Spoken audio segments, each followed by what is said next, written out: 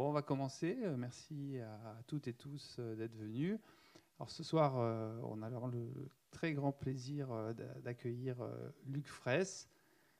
Ça a été compliqué de vous faire venir. On est d'autant plus content parce que c'est la troisième année qu'on programme cette conférence et le sort a joué contre nous. Avec le Covid, on a été obligé d'annuler les 2 années précédentes. Donc on est très très content que Luc Fraisse ait accepté chaque année de rebloquer une date dans son agenda pour venir. Et voilà, donc un grand merci.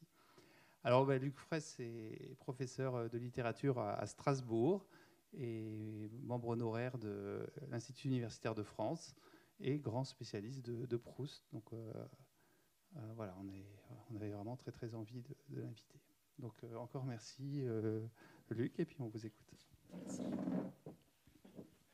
Grand spécialiste de Proust, je me charge de vous convaincre du contraire. Vous allez voir.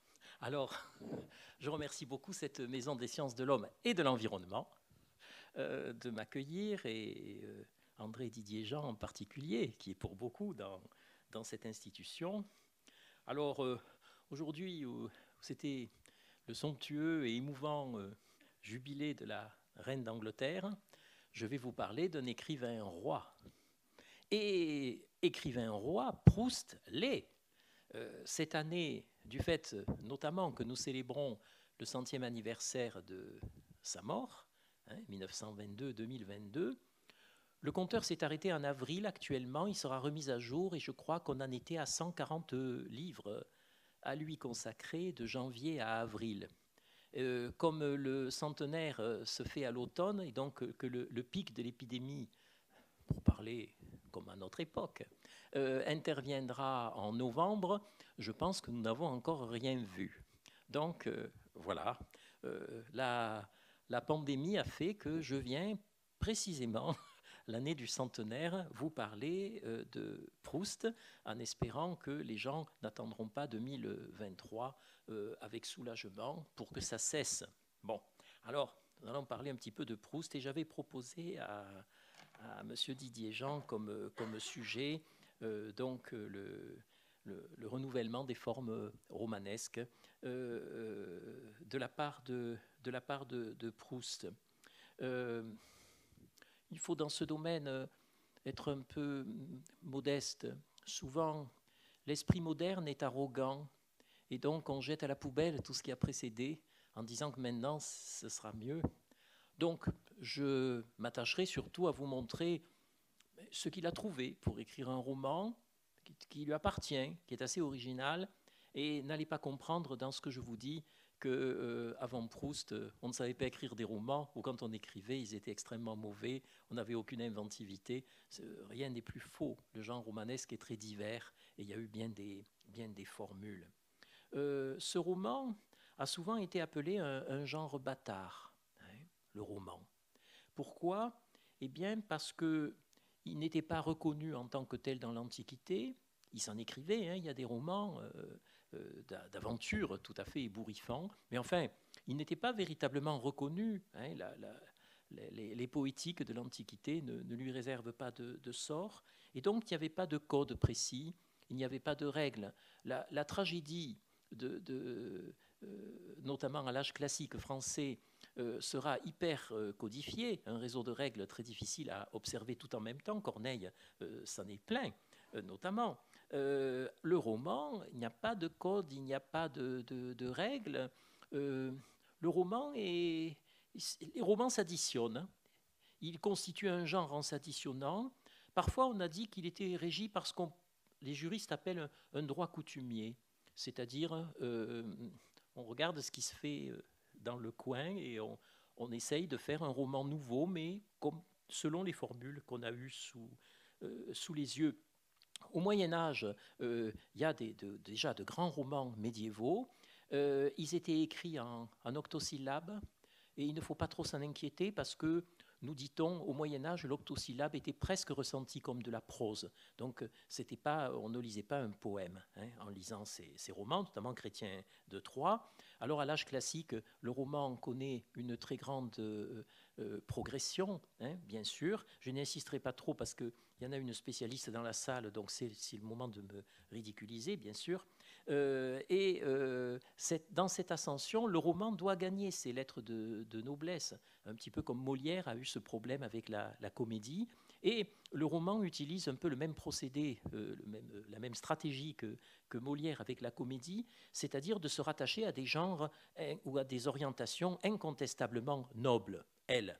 Et donc, notamment, le roman se rattache un petit peu au théâtre, et donc des romans à structure un petit peu théâtrale, parce que le théâtre, c'est l'aristocratie de la littérature occidentale, hein, bien sûr. Il se rattache aussi à l'éducation morale, même si on lui reproche souvent le contraire, d'être immoral, hein, bien évidemment.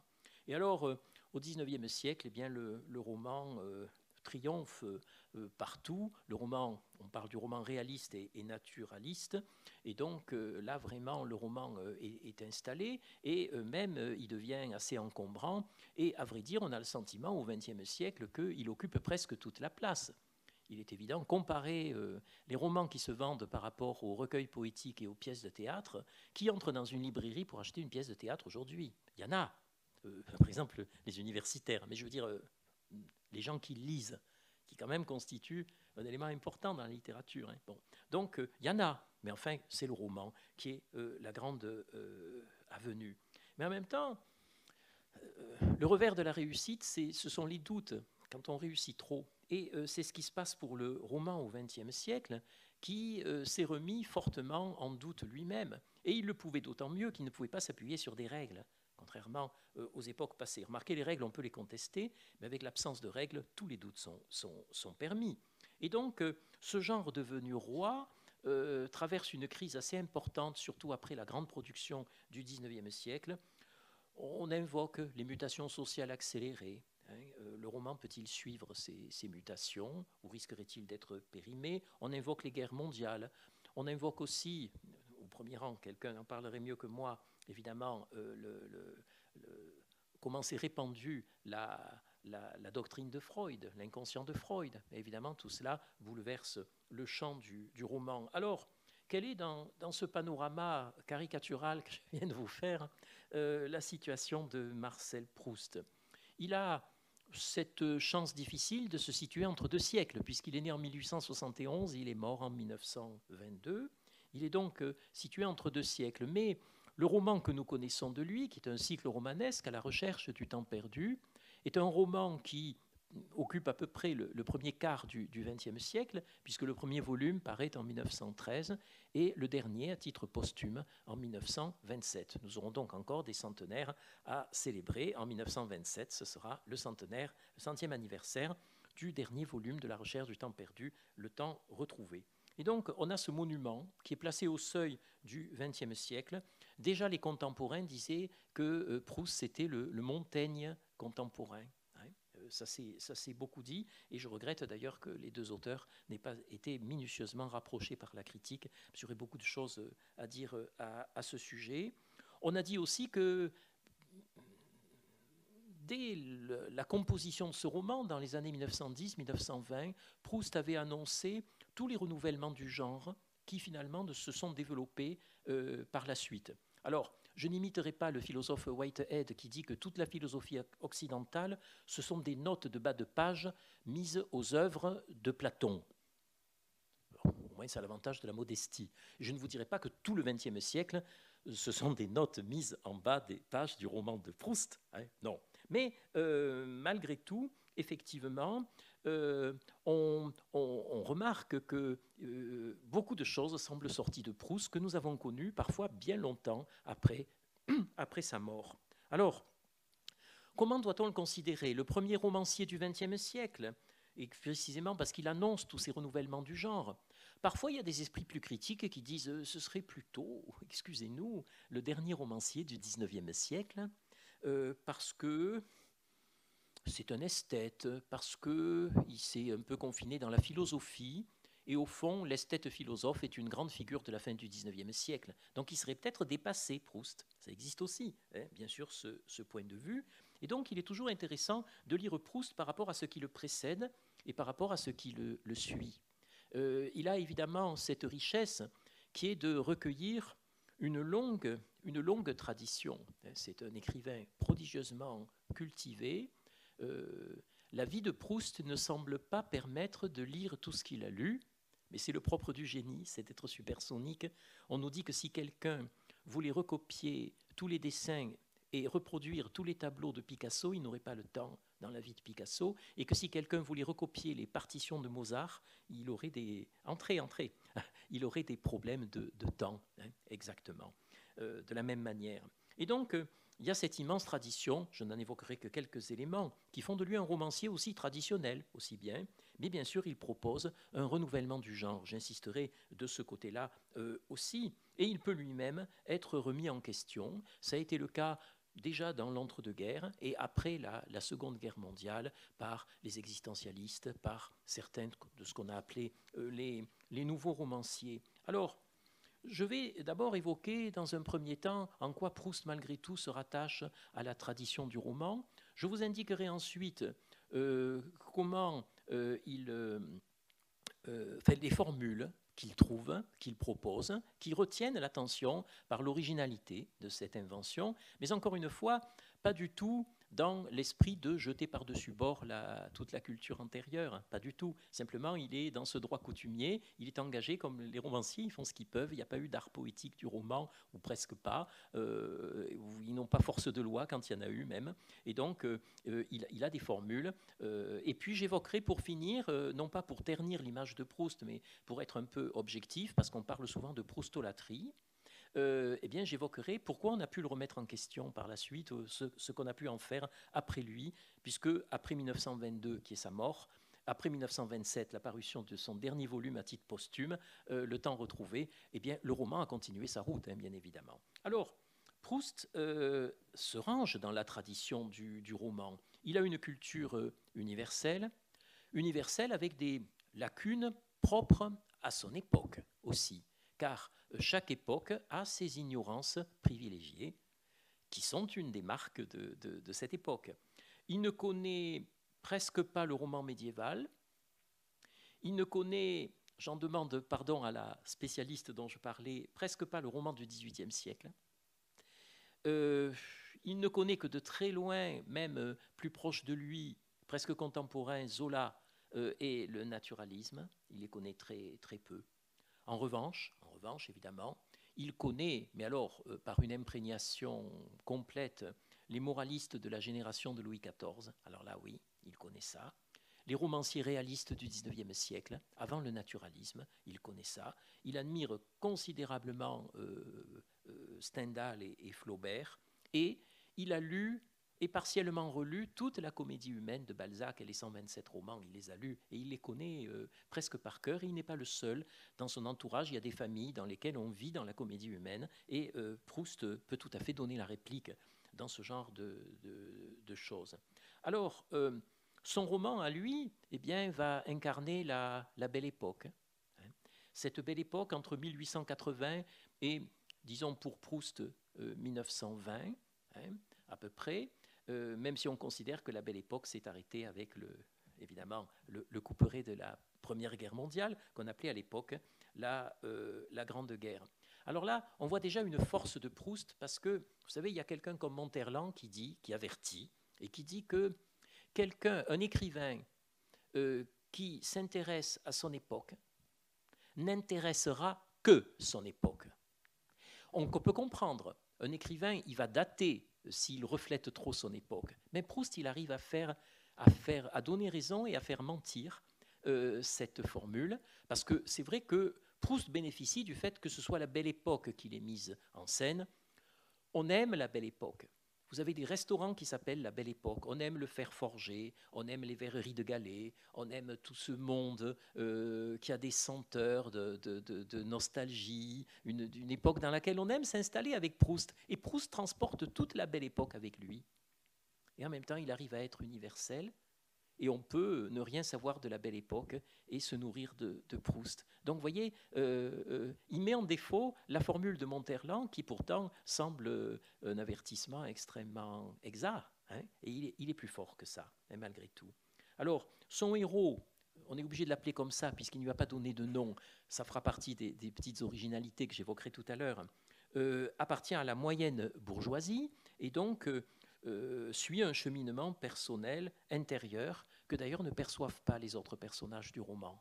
Il avance à l'insu de la société, il est tout dans sa pensée et en même temps dans l'observation des autres. Mais cela étant, eh bien, vous voyez, ce parcours est nourri d'un nombre de choses considérables, à commencer par combien de mythes antiques. Toute la mythologie grecque et latine est en œuvre dans ce roman. Le mythe d'Orphée. Vous auriez dans Un amour de Swann, qui est au centre du premier volume, Swann à la recherche d'Odette de Crécy. Et là, vous avez toute l'imagerie qui revient évidemment d'Orphée, cherchant à se retourner pour apercevoir Eurydice.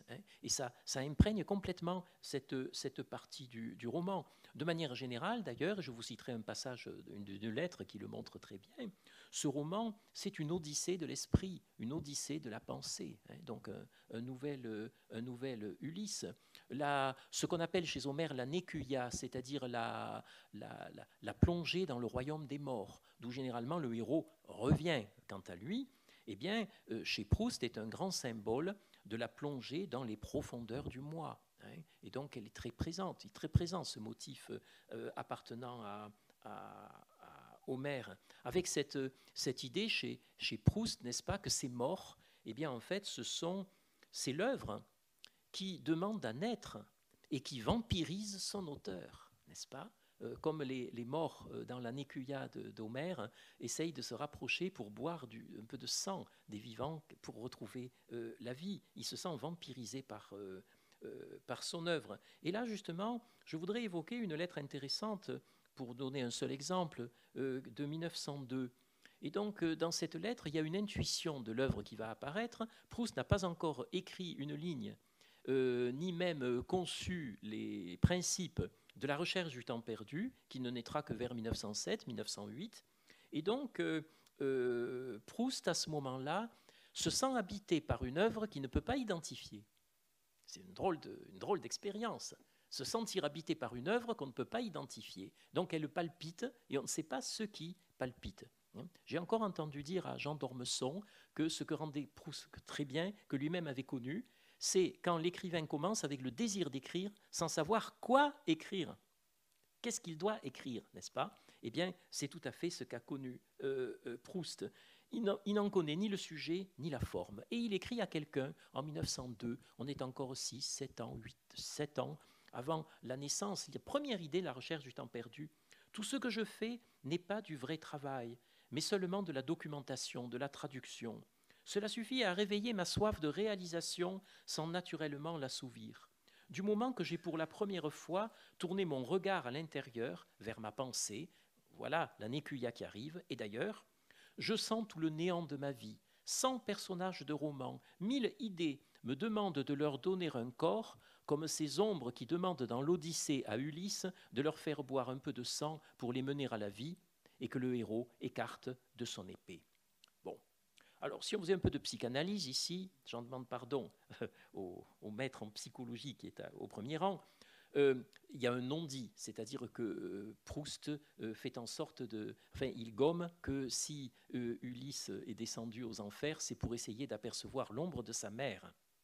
Et Proust, qui a perdu sa mère en 1905, il est assez évident que la gestation de la recherche du temps perdu jusqu'à 1908 coïncide avec un travail de deuil considérable. Donc vous voyez là, il y a aussi ce qui n'est pas dit dans cette histoire, mais qui joue quand même un rôle.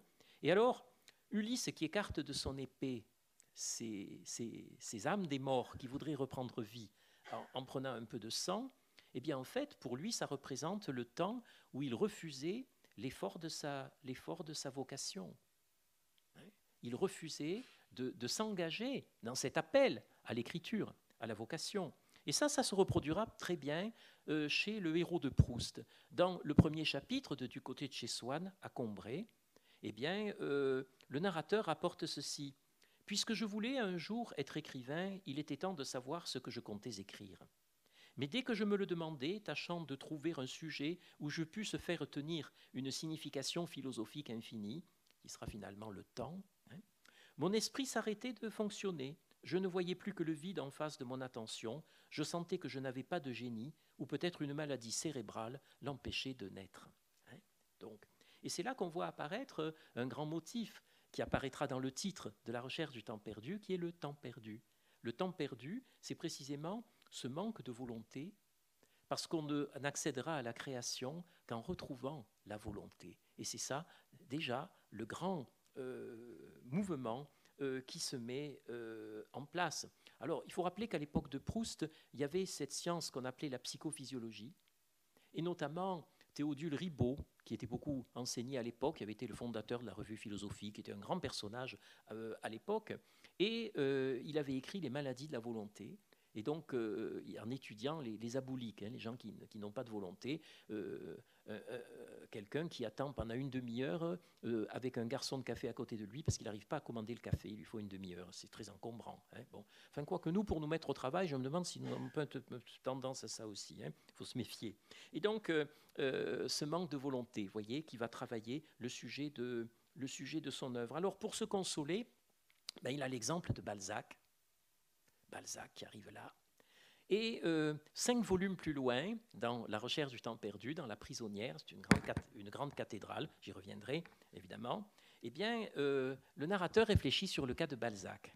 Et alors il nous dit ceci, Balzac, quand celui-ci, jetant sur ses ouvrages le regard à la fois d'un étranger et d'un père, trouvant à celui-ci la pureté de Raphaël, à cet autre la simplicité de l'Évangile, s'avisa brusquement en projetant sur eux une illumination rétrospective, qu'ils seraient plus beaux, réunis dans un cycle où les mêmes personnages reviendraient, et ajouta à son œuvre en ce raccord un coup de pinceau, le dernier et le plus sublime.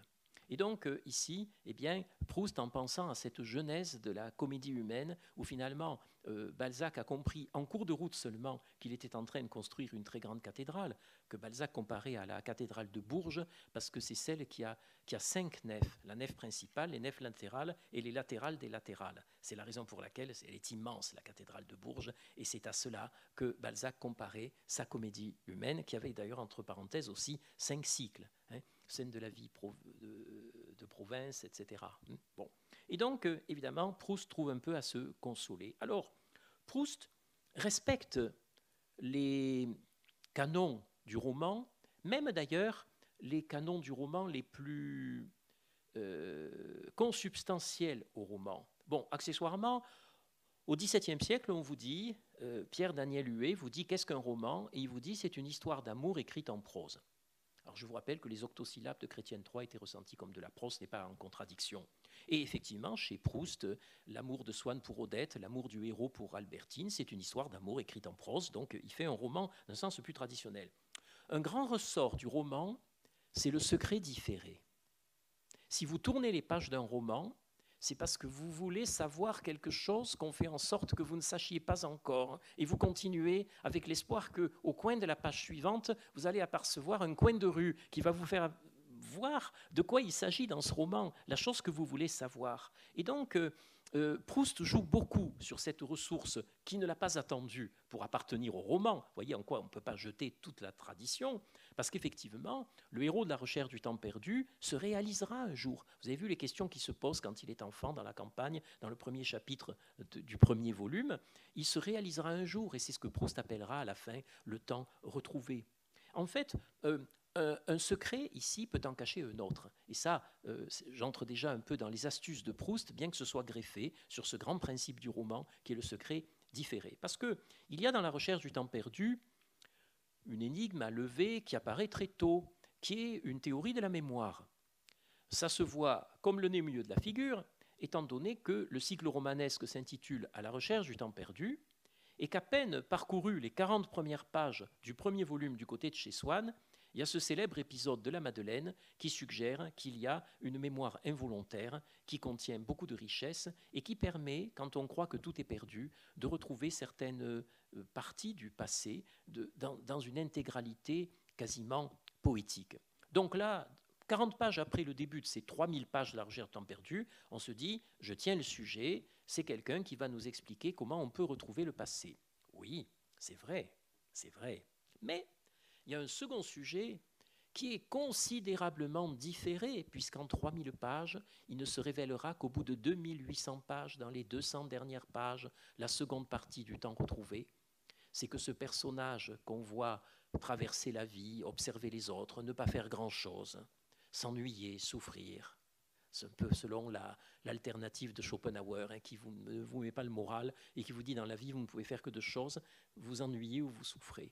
Vous cherchez la souffrance pour vous désennuyer et vous vous reposez dans l'ennui de votre souffrance et vous ne ferez rien d'autre. Bon, on va laisser Schopenhauer de côté. Hein. Bon, il y a d'autres alternatives. Bon, eh bien, ici, on découvrira qu'en fait, ce héros avait suivi un parcours pour devenir écrivain.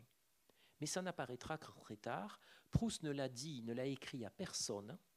Il n'a même pas pu jubiler de voir Le Secret dévoilé, puisque le dernier volume a été publié par son frère 5 ans après sa propre mort. Il n'a donc pas vu l'effet du secret qu'il avait enfoui. Il est mort, le secret était encore bien gardé du vrai sujet de la recherche du temps perdu. Donc en fait, cette magnifique théorie de la mémoire est en partie le fondement de l'œuvre, mais en partie un paravent qui cache un secret différé beaucoup plus longtemps, où il faudra attendre la fin de l'œuvre pour que se dévoile ce que tout était fait pour arriver à une vocation littéraire, à une vocation d'écrivain. Alors, le roman de Proust, en un sens, est un roman traditionnel. Les premières séquences sont assez bouleversantes parce que l'ordre chronologique n'y est pas respecté. Il y a un narrateur mystérieux qui a déjà parcouru en grande partie sa vie, qui se souvient. Et puis, une fois passés ces éléments, le récit s'installe dans l'enfance du héros à Combray. Et à partir de là, le récit va connaître un développement chronologique de l'enfance au seuil de la vieillesse, dans l'ordre, j'allais dire, normal, c'est-à-dire en fait conventionnel pour un roman.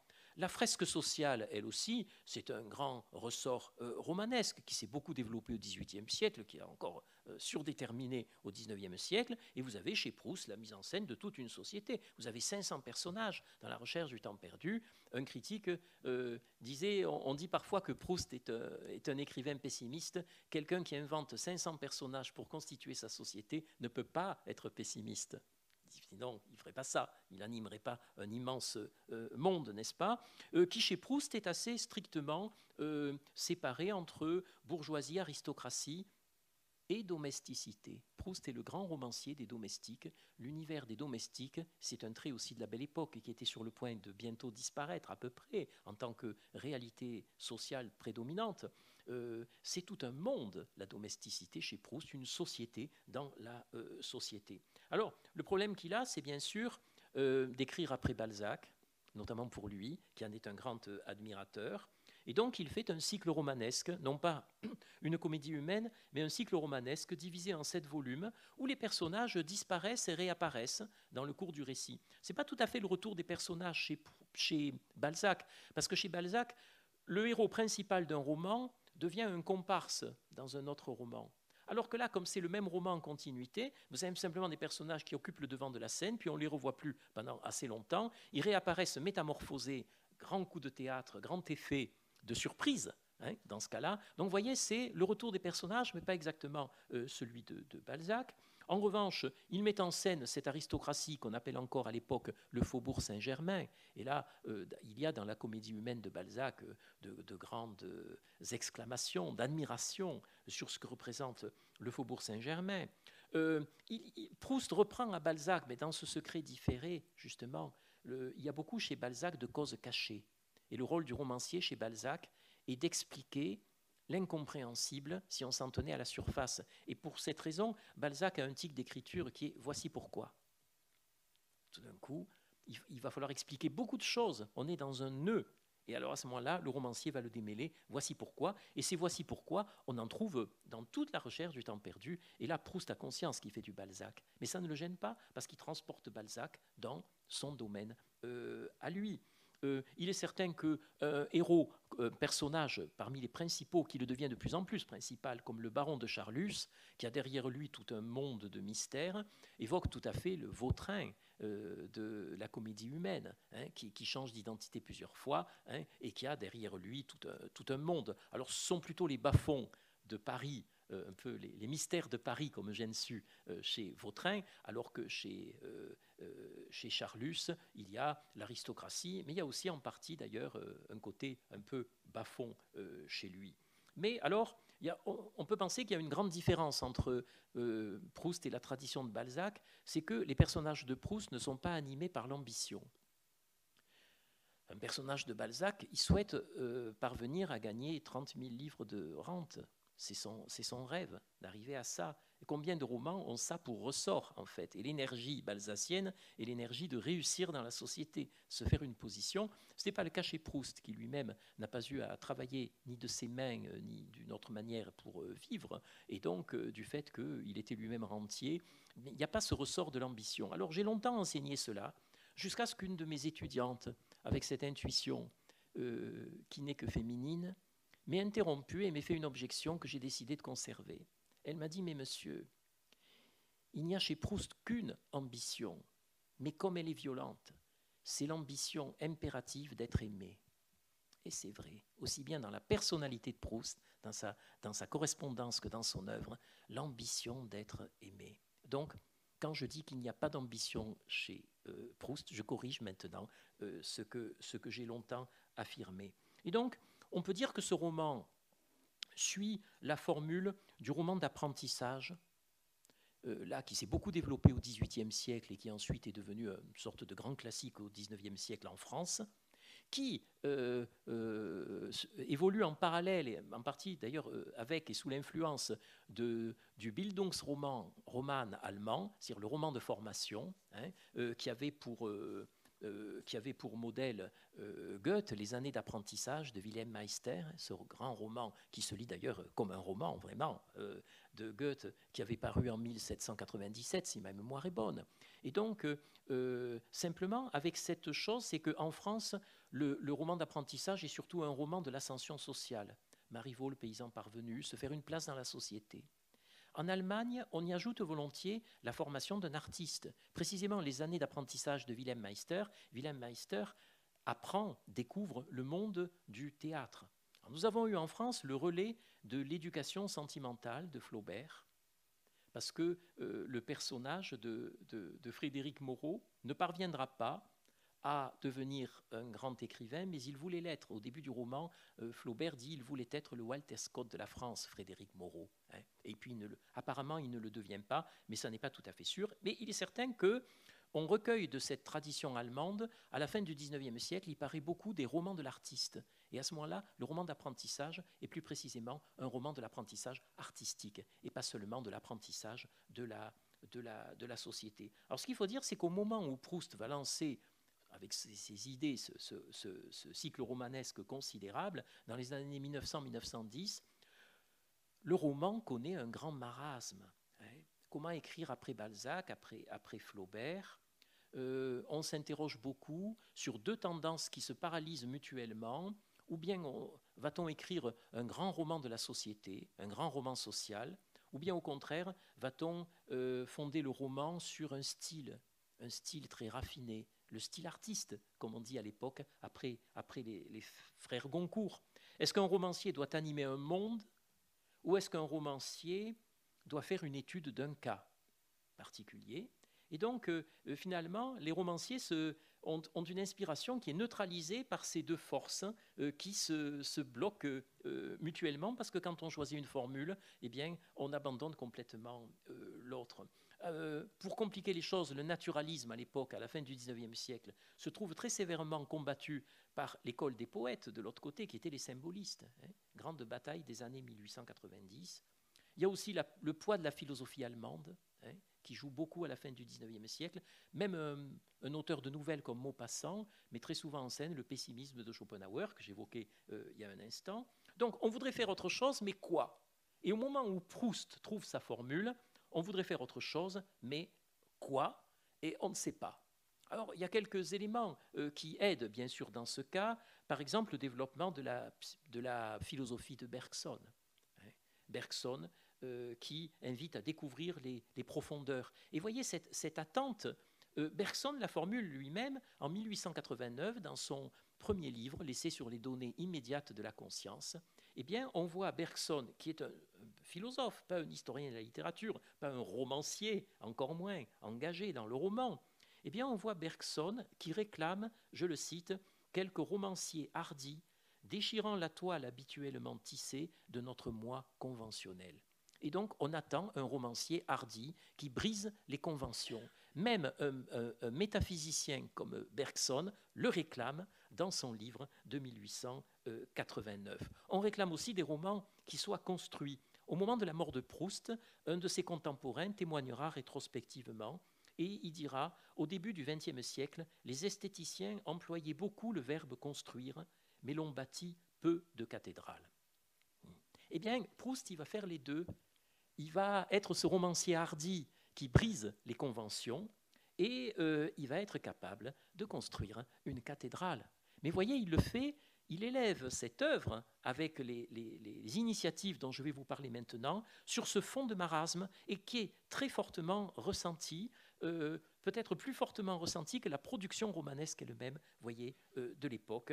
Et donc, c'est pour sortir en sortant de ces impasses que Proust propose ces formules originales et je vais me hâter de vous en énumérer quelques-unes car l'heure tourne malgré tout. Voilà-t-il pas que je deviens bavard sous l'effet de votre admirable attention. Alors, il met en scène cette formule que 100 ans plus tard on n'arrive pas encore à bien cerner, qu'on pourrait appeler l'autobiographie fictive. C'est-à-dire que son héros n'ayant pas de nom, c'est lui qui parle. Longtemps, je me suis couché de bonne heure, la première phrase. Et comme ce monsieur dit « je », eh bien, ça lui permet de ne pas se dire qui il est, d'avoir un nom. Donc, il a un père, une mère, une famille, un grand-père, une grand-mère. Mais cette famille qui, à cause de cela d'ailleurs, n'a pas de patronyme, le père et la mère n'ont même pas de prénom, la grand-mère s'appelle Bathilde. Et c'est tout. La tante s'appelle Léonie et son mari qui est mort s'appelait Octave. Mais quand je vous ai dit ça, il n'y a pas de nom de famille parce que comme le héros est anonyme, ça jette l'anonymat sur toute sa famille et ça lui permet d'inclure dans ce personnage qui n'a pas de nom en partie lui-même, Proust, l'auteur. Le rapport entre ce personnage anonyme et Proust est extrêmement difficile à cerner et bien sûr aussi en partie nous. Ce héros n'a pas de nom pour que quand le héros dit « je », ce soit nous qui disions « je » avec lui. Nous nous coulons dans ce personnage, nous ne sommes pas gênés par l'altérité que représenterait un nom propre. Frédéric Moreau, c'est lui et moi je m'appelle Luc Fraisse. Mais si le personnage dit « je », dis « je » avec lui, peu importe comment je m'appelle et comment il s'appelle. Donc vous voyez, il y a évidemment cela. Et à partir de là, eh bien, ce héros représente la conscience qui s'avance vers le monde. Une fois, une auditrice d'une conférence m'avait fait cette remarque très fine. Elle m'avait dit, au fond, le sujet le plus profond de Proust, ce serait le troisième qui se cacherait derrière les deux précédents, c'est la constitution d'un psychisme. Et j'avais trouvé cette définition très remarquable. L'enjeu, sinon le sujet, le plus profond, la recherche du temps perdu, comment le psychisme se constitue au contact de l'expérience, bien évidemment. Alors, bien sûr, le héros de Proust conserve les grandes lignes de la vie de Proust lui-même. Il fait partie de la bourgeoisie parisienne, le héros de Proust, et il est certain que nous visitons beaucoup de lieux parce que nous vous envoyons une transposition dans le roman. Beaucoup d'amateurs de Proust vont à Illiers, près de Chartres, parce qu'on y reconnaît Combray. Ils vont sur la côte normande à Cabourg parce qu'ils reconnaissent Balbec. Et d'ailleurs, le cadastre a pris en compte cela, puisqu'en 1971, pour le centenaire de la naissance de Proust, et ensuite sa mort cette année, eh bien, on a rebaptisé Illiers-Combray. Quand vous allez à Illiers, vous voyez marqué sur votre billet de train Illiers-Combray, et vous voyez le nom de Combray, qui est le nom du roman, qu'on vous donne à la gare. Ça fait partie de la réalité aujourd'hui.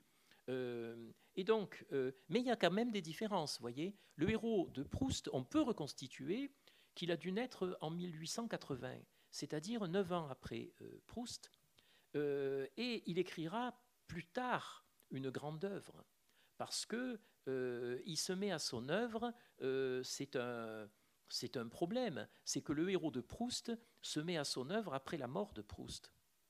On peut faire des décomptes, on est obligé avec Proust de calculer les épisodes les uns par rapport aux autres, je reviendrai un instant là-dessus, et donc le héros de Proust, c'est lui décalé, Déjà, ça, c'est une trouvaille assez particulière. Alors, Proust ne nous aide pas dans sa correspondance, parce qu'on se dit, il en a bien parlé de tout ça, oui.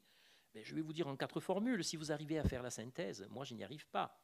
Il y a un monsieur qui raconte et qui dit « je ». Bon. Celui qui dit « je » et qui n'est pas toujours moi. Je peins tant de choses différentes dans mon œuvre que vraiment on ne peut penser que tout est moi. Bon, je suppose que vos idées sont claires à présent, mais en tout cas pas les miennes, n'est-ce pas? Et donc, il transpose sa vie, Proust, tout en restant proche de sa biographie, mais il invente des épisodes et des personnages à partir de ce cadre réel. Alors, vers la fin du XXe siècle, on a parlé d'autofiction.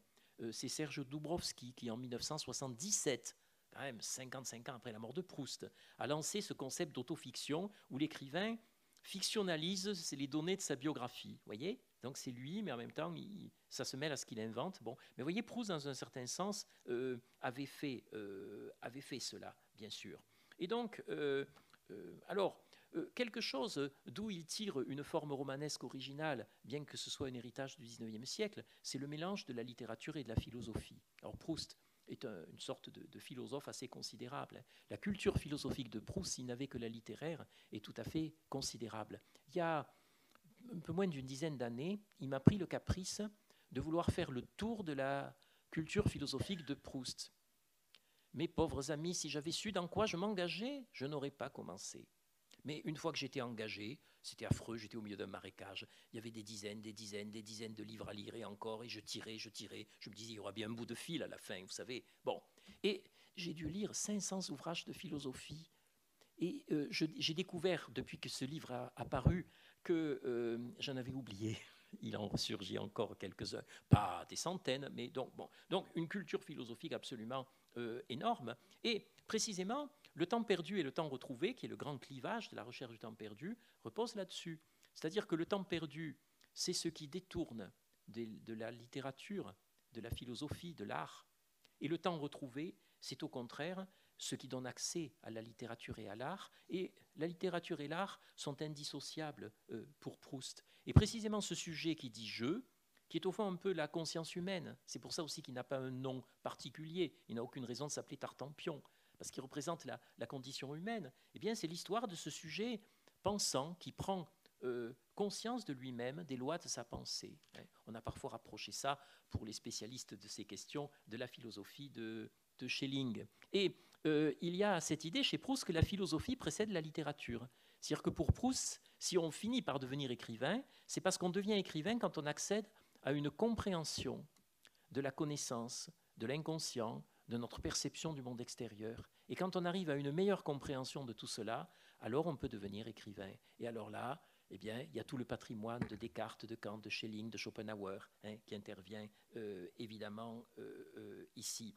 Alors, à cause de cette pensée philosophique, une originalité du roman de Proust, c'est que le roman est sous contrôle.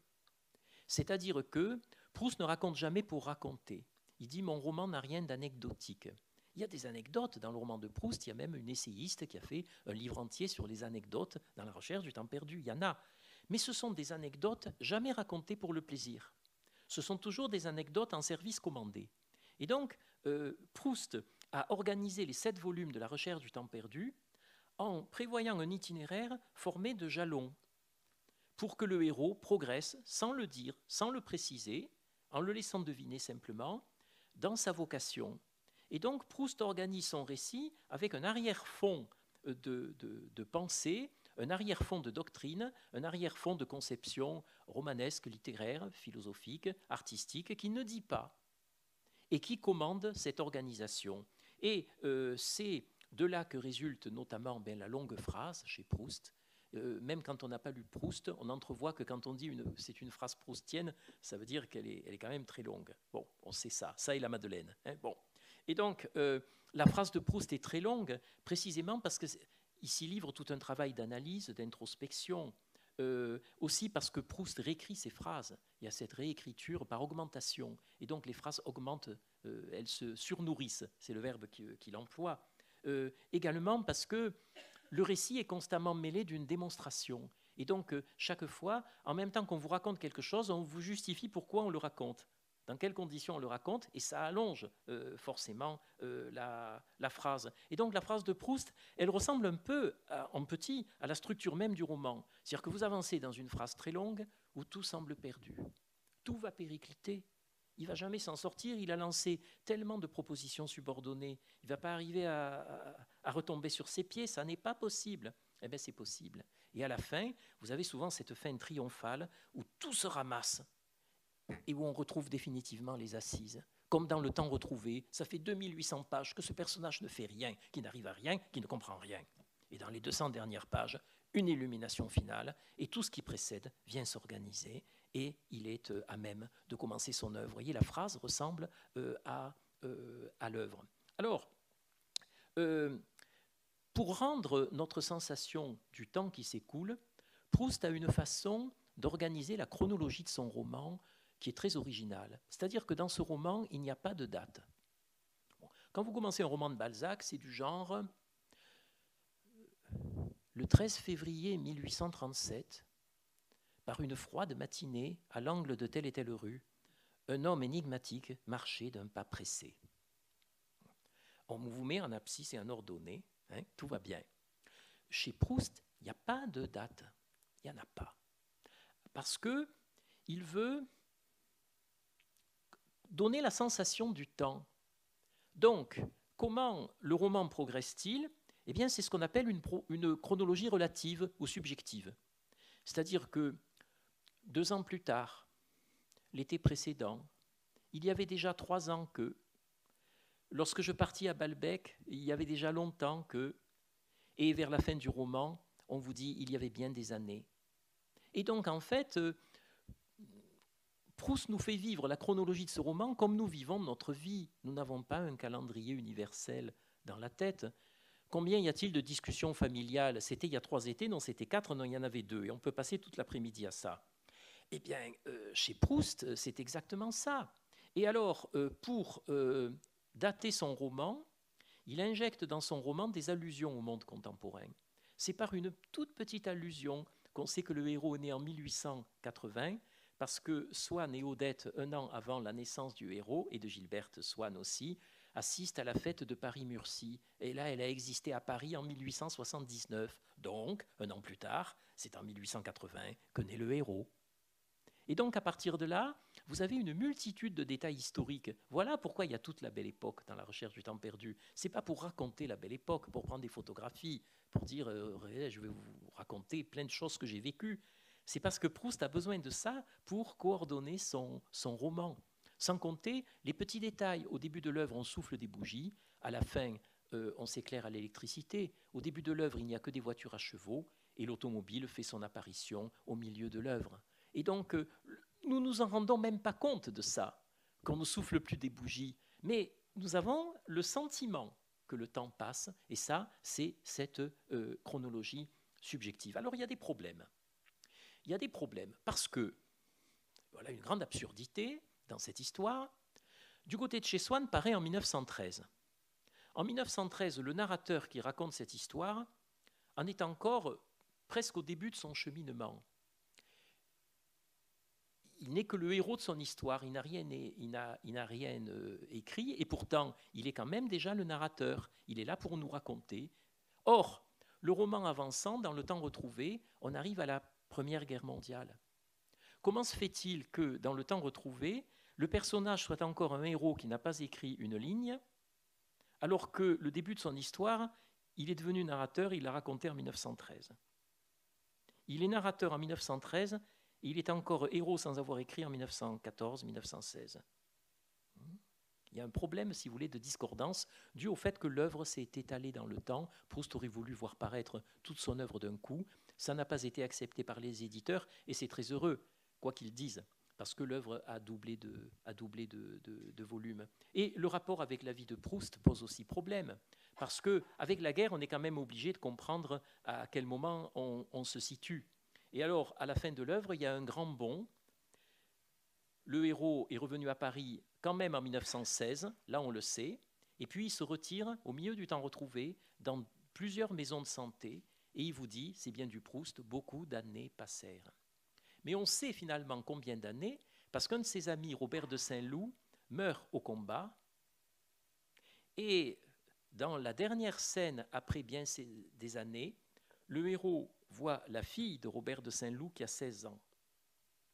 Donc, si en 1916, Robert de Saint-Loup est mort, c'est que la dernière grande scène de la recherche du temps perdu se passe en 1932, 10 ans après la mort de Proust.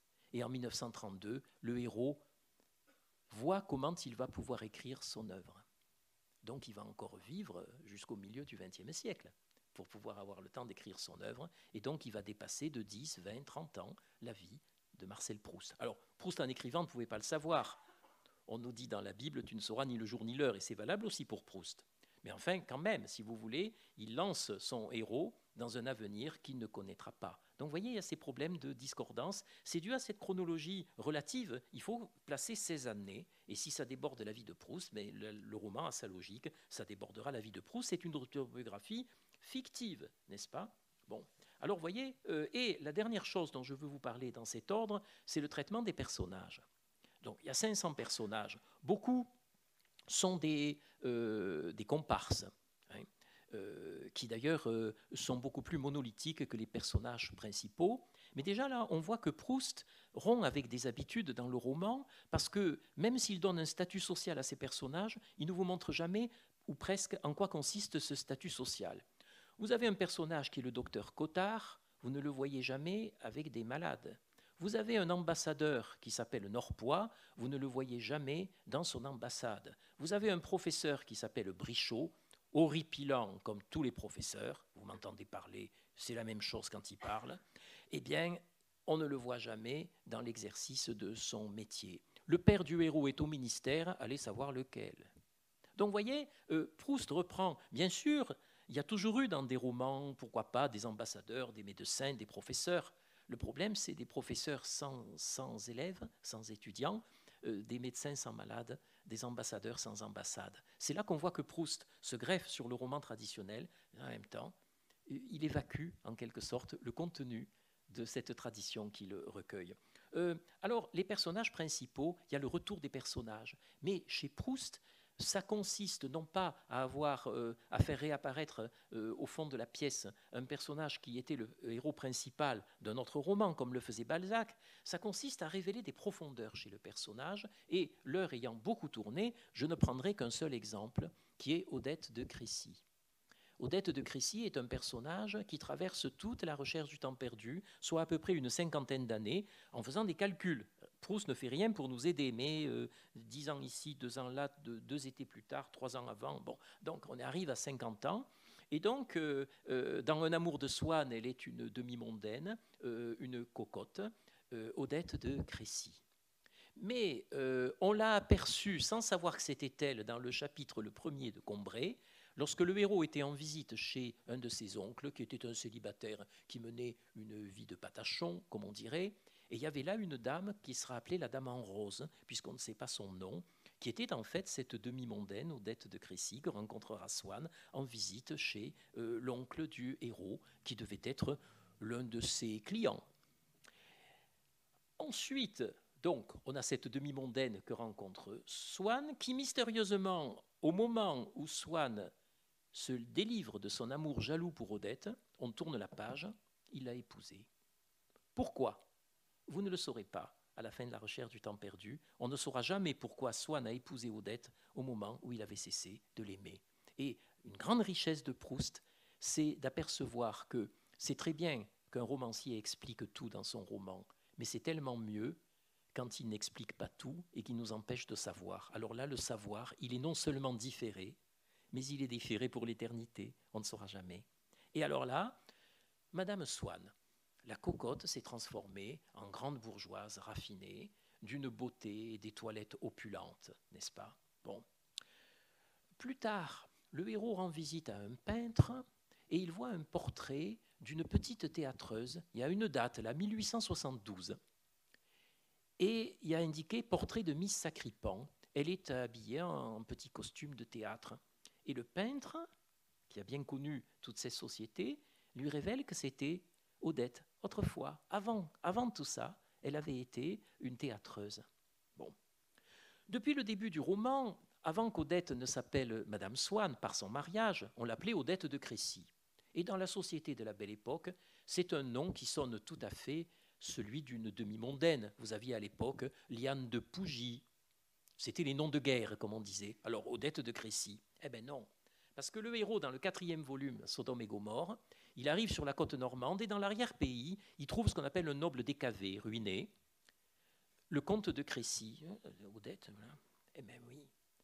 Le comte de Crécy, on découvre qu'il avait été le premier mari d'Odette et qu'elle s'appelait Odette de Crécy parce qu'elle avait épousé le comte de Crécy et que Swann lui a toujours versé une pension pour lui faire admettre ce remariage qu'il a fait. Odette de Crécy, ce n'était pas un nom de guerre, c'était une vraie Odette de Crécy. Swann meurt et Odette accède à l'aristocratie. On la retrouve, Madame de Forcheville. Elle épouse le comte de Forcheville et la voici comtesse.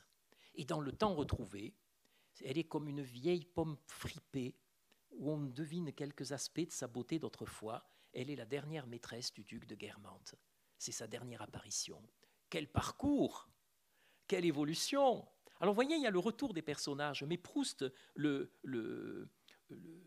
traite, si vous voulez, d'une façon très originale. Parce que, traditionnellement, un personnage de roman, il valait pour sa présence, son relief, il valait pour tout ce qu'on apprend de lui.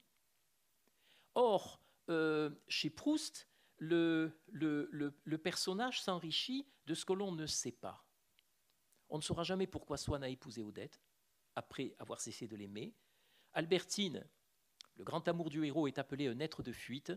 On ne saura jamais ce qu'elle a fait, quand elle mentait, quand elle disait la vérité. Et plus le héros, c'est commode après la mort d'Albertine. Les langues vont se délier, elle n'est plus là pour contredire, elle n'est plus là pour savoir tout le mal qu'on peut dire d'elle. Alors le héros se dit, je vais enfin avoir la vérité. Mais même quand il interroge la même personne, cette personne se contredit d'une fois à l'autre dans son témoignage et le roman se terminera, on ne saura pas qui était Albertine. Et Proust pousse même, sous l'influence de Dostoïevski, qui à l'époque fait partie de cette grande vogue du roman russe, à suggérer que certains de ces personnages sont peut-être difficiles à cerner parce qu'ils sont fous. Il est tout à fait possible que le baron de Charlus soit fou, qu'il soit capable de meurtre. Et il a un protégé qui est le violoniste Morel, mais Morel a des troubles nerveux assez évidents. Et en fait, on n'arrive pas à en faire le tour, eh bien parce que c'est un détraqué. Et là, on reconnaît tout à fait l'atmosphère fréquente dans les romans de Dostoïevski. Alors, en 5 minutes, pour ne pas finir de vous épuiser, ce qui doit être déjà fait depuis longtemps. En 5 minutes, eh bien, qu'est-ce qu'on a contesté de Proust après tout ça? Bon.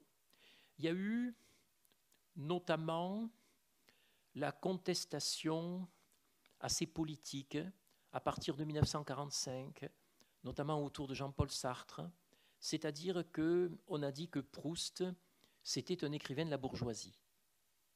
Et donc à ce moment-là, on n'a pas voulu admettre le côté universel de Proust, qui fait que quand il vous parle du rapport entre la duchesse de Guermantes et son valet de pied, il vous parle de l'univers entier qui fait entrer là-dedans. On peut réduire Proust et effectivement dire c'était un écrivain de la bourgeoisie, la fameuse reproduction des élites qui a été parfois dénoncée. Les nouveaux romanciers, à partir de 1945, ont été assez partagés.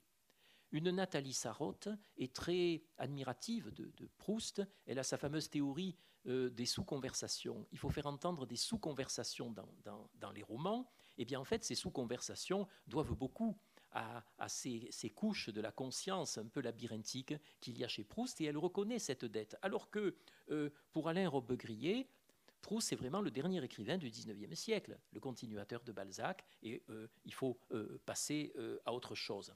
On a aussi reproché à Proust bien, son regard tourné vers le passé, sa nostalgie. Encore aujourd'hui, un écrivain actuellement vivant, il a 92 ans, mais il est bien vivant, François Scheng. François Scheng vous dit que Proust a tellement son regard tourné vers le passé qu'il lui manque la dynamique vers l'avenir. Et déjà, c'était ce que disait Bergson à l'époque, c'était le cousin par alliance de Proust-Bergson. Et quand on demandait à Bergson ce qu'il pensait de Proust, eh bien, justement, lui, c'est le philosophe de l'énergie vitale, de l'élan vital. Et donc, il dit que ce regard mélancolique vers le passé empêche cette tension vers l'avenir qui est si importante dans la philosophie de Bergson. Le XXe siècle étant aussi devenu le siècle du doute, on lui a reproché son dogmatisme. Même un écrivain très admiratif de Proust comme Julien Gracq, qui a vécu jusqu'à la fin du XXe siècle, eh bien Julien Gracq sourit un petit peu en disant « Rendez-vous compte qu'un génie comme Proust mise toute sa gloire sur l'énoncé de quelques lois. Et il pense que c'est parce qu'il aura trouvé quelques lois que la postérité se souviendra de lui. » Et dans ces décennies de doute qui ont terminé le XXe siècle, un écrivain qui cherche des lois, si vous voulez, ça ne parle pas. C'est trop dogmatique. On a aussi reproché cela à Proust. Alors vous avez quand même bien des domaines qui sont bien sûr redevables à Proust. Dans une certaine mesure, la psychanalyse a notamment adaptée aux œuvres littéraires qu'on a appelées la psychocritique, eh bien, est assez redevable à la façon dont Proust se place devant un écrivain pour l'analyser. J'ai toujours eu un grand regret dans ma vie, c'est que quand j'étais tout jeune, je connaissais un philosophe qui avait plusieurs intérêts. L'un, c'est qu'il avait été petit enfant dans le naufrage du Titanic, ce n'est pas le cas de tout le monde. Il racontait le naufrage du Titanic, il y était sur le bateau, il est parti dans une barque. L'autre qui me fascinait aussi, c'est qu'il avait été reçu par Bergson dans son bureau. Il me racontait la conversation avec Bergson sur la mémoire. Et ce philosophe qui était très profond n'a jamais développé une idée que je lui ai entendu dire, c'était que Proust avait trouvé un moyen d'accéder à l'inconscient en faisant l'économie de la psychanalyse, que ce philosophe connaissait très bien. Il ne disait pas ça par ignorance. Qu'est-ce que je donnerais maintenant pour faire développer ça et qu'il explique ce qu'il voulait dire à ce moment-là. Mais il est certain que Proust, ici, voyez, nous parle de cela. J'ai parlé de l'autofiction tout à l'heure. Ben, voyez, le Proust semble la préparer. Je voudrais terminer en évoquant le cas de l'écrivain Claude Simon. Claude Simon fait partie de cette mouvance des nouveaux romanciers, avec cette particularité de l'école du nouveau roman, regroupée autour des éditions de Minuit à partir de 1945. C'est que chacun de ces romanciers, si vous lui demandez s'il fait partie de l'école du nouveau roman, il vous dit que non. Donc cette école du nouveau roman est composée exclusivement des romanciers qui n'appartiennent pas au nouveau roman. Et c'est l'école du nouveau roman. Bon, une fois qu'on a admis ça, d'accord. Est-ce une coquetterie? C'est vrai quand même que chaque écrivain a aussi le droit de son originalité. Il n'a pas nécessairement envie d'avoir le label passe-partout. C'est tout à fait compréhensible. Claude Simon, c'est assez extraordinaire. Parce qu'en tant qu'écrivain, il s'installe dans l'œuvre de Proust et il la multiplie par 10. Oui, tout à fait.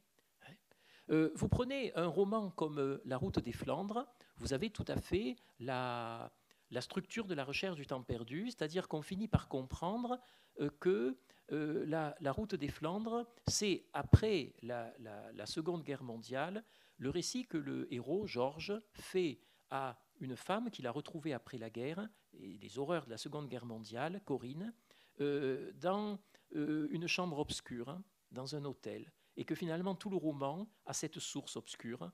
Or, quand vous ouvrez la recherche du temps perdu, la première scène qui a tant dérouté les lecteurs, c'est qu'au lieu que Monsieur Untel se trouve à l'angle de 2 rues à telle date de l'année, etc., eh bien, on a un dormeur qui s'éveille et qui se souvient dans le désordre de tout son passé qui tourne autour de lui. Donc vous avez cette structure, mais surtout, la phrase de Claude Simon se greffe sur la phrase de Proust et l'amplifie. Alors on arrive à des choses très démesurées, une phrase de 10 pages. Moi, en tant que professeur à l'université, quand je vais faire une explication de texte de Claude Simon, mais je dis, vous la prenez page temps, ligne temps, voyez après la virgule là, et vous la terminez à la fermeture de la parenthèse. Il y a pas de, on ne peut pas, on est obligé de découper un bout de phrase, il n'y a pas de point. Bon, ni de début, ni de fin. C'est-à-dire qu'il pousse Proust jusqu'au bout. Il entend révéler ce que Proust contenait, mais au fond, ce que l'époque de Proust l'empêchait de déployer pleinement. L'époque de Proust étant passée, on peut faire du Proust à fond. Et c'est ce que veut faire Claude Simon. C'est un peu ce qu'a voulu faire André Breton avec Apollinaire. André Breton explique qu'Apollinaire a eu toutes les intuitions du surréalisme. D'ailleurs, le mot surréalisme est issu d'un mot lancé par Apollinaire, mais que son époque ne lui a pas donné un tremplin suffisant pour développer toutes ses audaces. Mais c'est un peu ce que fait Claude Simon avec Proust. Alors, il est certain que tout le roman du XXe siècle, et aujourd'hui encore, s'est développé en revenant à Proust. Pour la fin de l'année, on est bien obligé de faire des numéros du centenaire.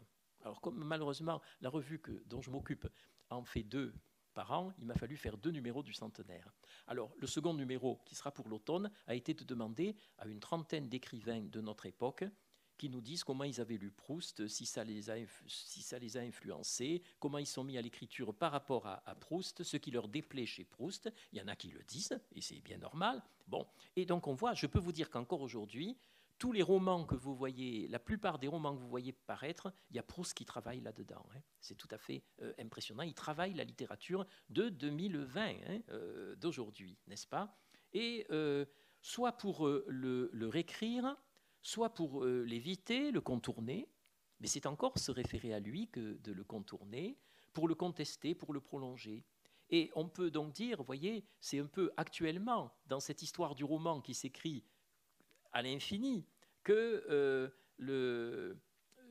les romanciers d'aujourd'hui passent leur temps à tuer Proust et à le ressusciter, les deux en même temps. Je vous remercie de votre patience.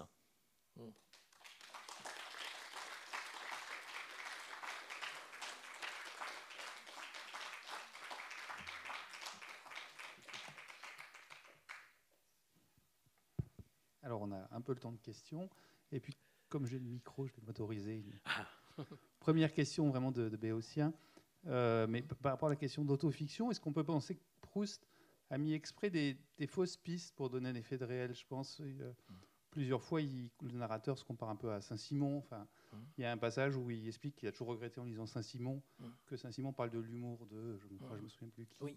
Et que c'est pour ça que lui va donner des détails de l'humour de Madame de Guermantes. Est-ce que cette comparaison, par exemple, c'est un peu une fausse piste délibérée pour donner un effet de réel ou... Oui, tout à fait.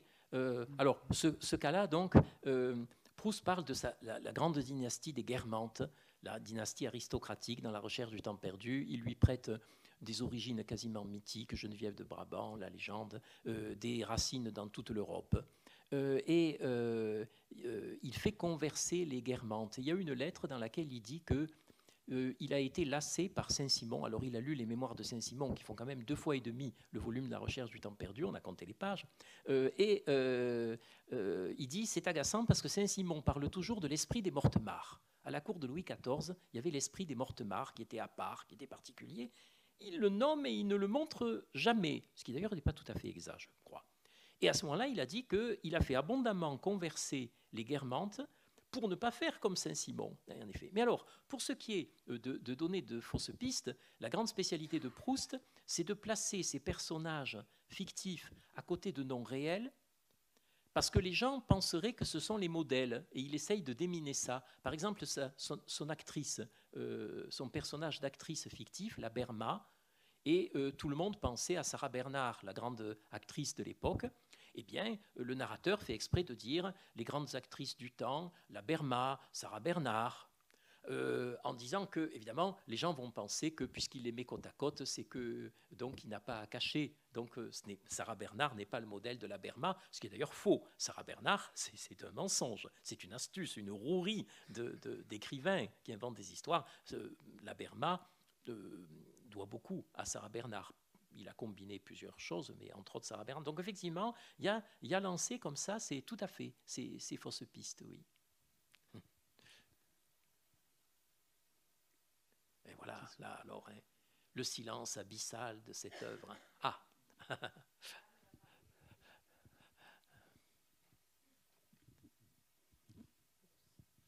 Alors d'abord, merci beaucoup. C'était vraiment d'une très grande richesse et très grande densité. On a envie de relire Proust. D'ailleurs, la période Covid m'a fait relire une partie de Proust. Alors j'ai juste une question. En entendant ce qui a été dit sur la phrase, le style de Proust à l'image du roman, et comme Proust était lecteur des classiques, est-ce que cette phrase doit à la grande phrase oratoire française de l'interminable protase, de l'acmé et de la podose en chute. Tout à fait. Notamment cette langue, cette phrase dans laquelle domine les systèmes de subordination et de subordination imbriquée. Et on peut, dans le détail, que je savais que, etc. Aujourd'hui, ça serait considéré comme un peu lourd. La syntaxe classique n'est pas du tout gênée pour cela. Et il y a parfois même des formules qui nous étonnent parce que tout d'un coup, c'est du Pascal au milieu d'une phrase des années 1900. Par exemple, quand il vous dit « ni ayant rien comme », il y a des pensées de Pascal qui disent ça, mais déjà en 1910, ni ayant rien comme, ça se disait moins. Et il y a des tournures de Saint-Simon, notamment de dire don pour ce don, dont il était très fier. Il termine sa phrase comme ça, et donc à ce moment-là, on se dit, mais là, il y a des tournures de Saint-Simon. Donc effectivement, la phrase classique travaille la phrase de Proust, parce que Proust l'a tellement dans l'oreille, si vous voulez, qu'il met naturellement ses pas dans la syntaxe classique, et dans des buts qu'on pourrait qualifier de si modernes pourtant, mais cette imprégnation est absolument extraordinaire. C'est une donnée familiale. Il n'y a pas très longtemps, j'ai retrouvé un cahier de lecture de la mère de Proust, et donc des souvenirs de lecture, où elle notait simplement les phrases qu'elle voulait retenir. Mais tous les moralistes classiques y passent, véritablement. Et donc, il faut dire aussi, c'était ce qui était le plus enseigné à l'époque. Je rappelle que dans les dernières décennies du XIXe siècle, le XVIIe siècle était roi, parce qu'on n'enseignait pas le Moyen-Âge et peu le XVIe siècle, parce que la langue posait problème. Le XVIIIe siècle, il y a cette histoire qu'on s'achemine vers la Révolution et tous ces philosophes contestataires, athées, anti-monarchiques, etc., contre l'ordre, donc ça ne va pas bien. Le XIXe siècle, on ne va pas raconter ce qu'on a sous les yeux, ça ne se faisait pas à l'époque. Aujourd'hui, vous avez des chaires du XXIe siècle. À la fin du XIXe siècle, ça aurait été monstrueux d'enseigner la littérature de 1890 en 1890, parce qu'on se disait, on n'y connaît rien, on est au milieu. Bon, donc qu'est-ce qui reste le XVIIe siècle? Alors le XVIIe siècle est roi, véritablement roi, aussi bien en philosophie qu'en littérature, Descartes, Leibniz, et puis alors Corneille, Molière, Racine, La Bruyère, La Fontaine, etc. Et ces gens-là, quand ils sortaient du baccalauréat, ils connaissaient tout ça par cœur, et ils mettent leur pas dans ces écrivains, mais c'est sans doute ce que les poètes de la Pléiade auraient appelé de l'innutrition, c'est-à-dire que c'est entièrement absorbé. Bon, il le fait aussi d'ailleurs avec les poètes latins, parce qu'on faisait 12 heures de latin par semaine à l'époque. Temps béni, n'est-ce pas? Et les professeurs se plaignaient que le latin était maltraité. Bon, et on faisait des dissertations latines, on a des dissertations en latin de Proust dans ses papiers scolaires. Bon, donc oui, tout le classicisme au sens large et au sens restreint imprègne complètement la phrase de Proust, y compris la structure de la phrase latine. C'est assez important dans le style de Proust, qui donne cette armature, cette structure, qui l'éloigne quand même d'un art contemporain de lui, dont on l'a rapproché, qui est l'impressionnisme.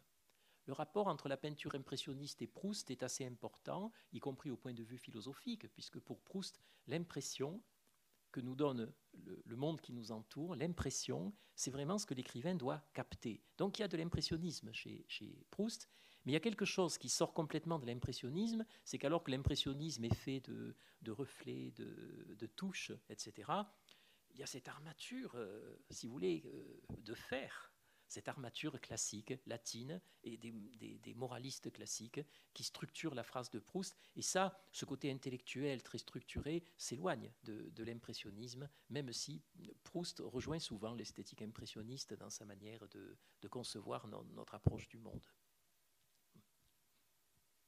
Ah, oui, mais bien sûr. J'ai encore une autre question. Après, je rends le micro. Par rapport aux comparses, par rapport à ce monde peuplé des romans de Proust, c'est une question ouverte, vraiment naïve. Est-ce que quelque part il s'est exprimé sur Richardson? Non. Et non, parce que ça fait justement partie ce siècle qu'il connaît moins, et donc il a peu de connaissances, au point d'ailleurs qu'on aime le rapprocher de Rousseau, et on peut quand même, je veux dire, on pense à Rousseau en lisant Proust, mais ça n'est pas sûr. Il en a lu, mais il n'est pas imprégné. D'ailleurs, il y a une lettre où la mère de Proust aimait beaucoup le XVIIIe siècle, car on peut vivre sous le même toit et de façon aussi fusionnelle que Proust et sa mère et ne pas lire les mêmes choses. C'est aussi ce que m'a appris le cahier de lecture. Et donc, elle lui dit, je sais que tu n'aimes pas le XVIIIe siècle. Bon, alors, nous apprenons que Proust n'aimait pas le XVIIIe siècle. Mais enfin, il en connaît, on en enseignait quand même, hein. On n'arrêtait pas en 1701 l'étude de la littérature dans les lycées classiques du XIXe siècle, mais Richardson, et oui malheureusement, mais effectivement, on pense parfois même, y compris à l'éloge de Richardson de Diderot, je veux dire, on pense à tout ça, effectivement, en lisant Proust, et même le paradoxe du comédien, le personnage qui est grossi par rapport aux autres, mais ça n'est pas dans sa culture, c'est vrai, ou très peu. Pour le coup, à titre secondaire, oui. Merci beaucoup. Je vous en prie.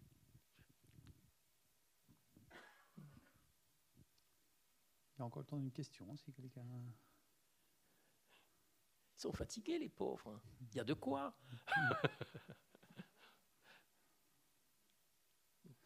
Alors, moi, j'en pose une toute petite. Après, pareil sur la construction, est-ce qu'on a des écrits sur le fait qu'il ait souhaité finalement quelque part construire en termes de structure du roman oui. quelque chose comme je sais pas comment dire ça, comme le côté des souvenirs et de la mémoire, au sens où justement les chronologies, vous l'évoquiez, sont assez fausses, mais la mémoire, les chronologies sont fausses. Il y a des dimensions circulaires tout à fait. Dans le roman. C'est une volonté délibérée dès le départ de construire le roman comme ça, par rapport à cette analogie, ou finalement ça s'est fait... Oui. Le narrateur fait remarquer de temps en temps que l'esprit ne construit pas la vie dans un ordre chronologique. Et donc, il a cette volonté. D'un autre côté, ce n'est pas non plus un iconoclaste, Proust. D'ailleurs, on ne le retrouve jamais sur les barricades des avant-gardes. Quand les dadaïstes lui ont rendu hommage, bon, il a pris acte, mais il n'est pas devenu dadaïste. C'est au début du surréalisme, 1918. Bon. Et donc, bon, tant mieux. Bon. Mais donc, il a quand même maintenu un roman, en gros, chronologique, même si on doit reconstituer cette chronologie. C'est là le grand apport, c'est-à-dire qu'il n'y a pas ce support donné des dates, ça tient tout seul. Un peu comme un lustre vénitien où vous avez 500 pièces et vous n'avez pas l'arbalétrier au centre. Il n'y en a pas besoin parce que c'est l'imbrication des pièces dans un lustre vénitien qui fait tenir les pièces. Et au fond, le roman de Proust, de ce point de vue-là, a cet aspect. Donc, effectivement, il tient compte du fait que la mémoire ne nous restitue pas le monde de la même manière. Alors, notamment, ça influe sur la présentation des personnages. Par exemple, quand le personnage d'Albertine apparaît jeune fille, entre fillette et jeune fille, sur la digue devant le grand hôtel de Balbec, sur la côte normande, elle a un grain de beauté. Et en fait, ce grain de beauté va se promener sur sa joue, au-dessous du nez, lèvre supérieure, lèvre inférieure. Chaque fois, le héros vérifie son souvenir et il est contredit par ce qu'il voit, mais il oublie ce qu'il a vu, il recompose donc Albertine, et à la fin, il annonce avec humour, mais ça revient plusieurs fois, il se passe d'autres choses, puis on revient à ça. Alors, ce n'est pas le retour du personnage, c'est le retour du grain de beauté. Et à ce moment-là, eh bien, il dit que enfin le grain de beauté se fixa définitivement sous le nez, sur la lèvre supérieure. Bon. Et en même temps, c'est une leçon, si vous voulez. Proust passe son temps à donner des leçons aux romanciers. Parce que qu'est-ce qu'il leur dit là? Il leur dit, quand vous faites un portrait en pied d'un personnage à sa première apparition, vous le rendez inoubliable, c'est vrai. On dira que vous avez fait votre travail de romancier. Mais dans la vie, les gens se sont imposés par des portraits en pied dans votre vie, dans votre perception, dans votre mémoire. Jamais, jamais. Vous avez passé votre temps à recomposer les gens. Donc en fait, un romancier qui vous fait un portrait en pied n'est pas un romancier réaliste, alors que la caractéristique du roman réaliste, c'est de tout étiqueter dès que le personnage apparaît. Donc vous voyez, il y a constamment, justement, parce que le travail de la mémoire, si on le prend en compte, amène à prendre en défaut les habitudes de narration. Et on est amené à recomposer une narration en montrant comment on aborde les êtres dans la vie. Et ce n'est pas la manière qu'a un romancier de poser d'emblée la totalité d'un nouveau personnage sous le regard du lecteur. c'est vrai. Ah, je ne vous répondrai pas en latin. J'ai été très très intéressé par votre belle communication. J'avais juste une petite question. Vous nous avez dit que Proust a du mal à reconstituer les éléments d'une poétique du roman, d'autant plus qu'elle n'a pas existé. Oui. Mais est-ce que, chemin faisant, lorsque l'on le lit, on peut découvrir quelques réflexions métatextuelles, ponctuelles, qui, mises bout à bout, pourraient nous permettre de savoir quelle était, de manière un peu précise, tout à fait, sa conception poétique? Oui. Si on réunit les remarques de son narrateur sur le roman dans l'œuvre et les remarques de Proust sur le roman dans sa correspondance, on arrive à avoir une sorte de corps de doctrine sur le roman. Et alors, on peut franchir une étape et justement reconstituer sa conception du roman en voyant la façon dont lui le conduit.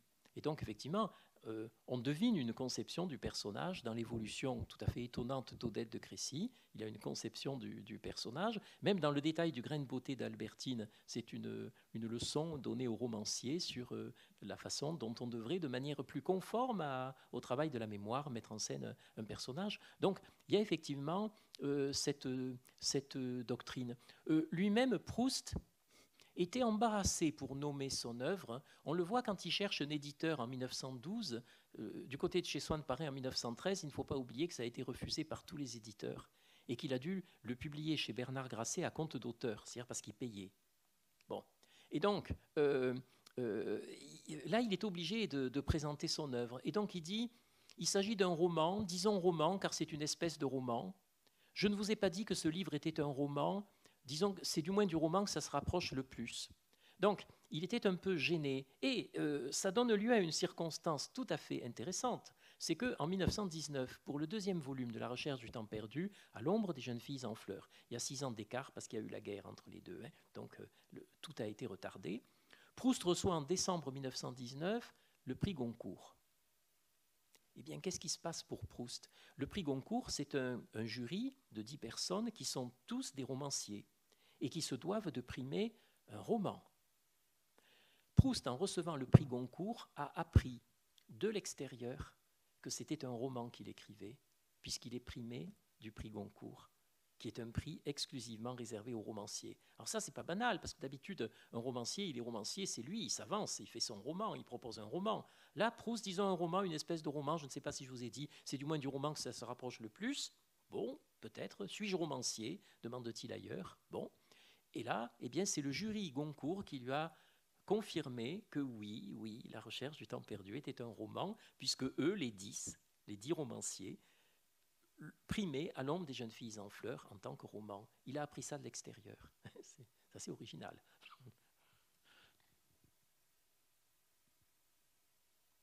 Bon, si pas de dernière question, il nous reste encore à vous remercier. Et je remercie de votre qualité d'écoute qui est très appréciable et presque intimidante.